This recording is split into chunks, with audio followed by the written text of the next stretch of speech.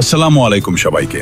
আজ আপনাদের সঙ্গে আমার জীবনের এমন একটি ঘটনা শেয়ার করব যেটা হয়তো খুব সাধারণ, কিন্তু এই ঘটনাটা আমাকে জীবনের অনেক বড় একটা শিক্ষা দিয়েছে। একটা সময় আমার জীবনটা খুব একটা ভালো যাচ্ছিল না। ভবিষ্যৎ নিয়ে অনেক চিন্তা করতাম। মনে হতো সবাই নিজের জীবনে এগিয়ে যাচ্ছে, কিন্তু আমি যেন একই জায়গায় দাঁড়িয়ে আছি। অনেক রাত ঘুমাতে পারতাম না। শুধু একটা কথাই ভাবতাম, আমি কি জীবনে সত্যিই কিছু করতে পারবো? সেদিনও তেমনই একটা দিন ছিল। একটা কাজ শেষ করে রাতে বাইক নিয়ে বাড়ি ফিরছিলাম। চারপাশ তখন প্রায় অন্ধকার, রাস্তাও অনেকটা ফাঁকা। হঠাৎ রাস্তার পাশে একজন বয়স্ক মানুষকে দেখতে পেলাম। তিনি একা বসেছিলেন, পাশে একটা পুরনো ব্যাগ।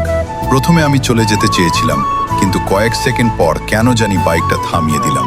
তার কাছে গিয়ে বললাম, চাচা, এখানে একা বসে আছেন কেন? তিনি বললেন, বাবা, বাড়ি যাব। অনেকক্ষণ ধরে গাড়ির জন্য অপেক্ষা করছি, কিন্তু কোনো গাড়ি পাচ্ছি না।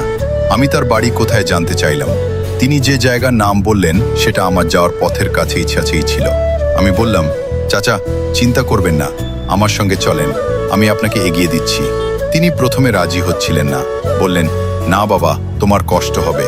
আমি বললাম, কষ্ট হবে না চাচা, আপনি আমার বাবার মতো, উঠেন।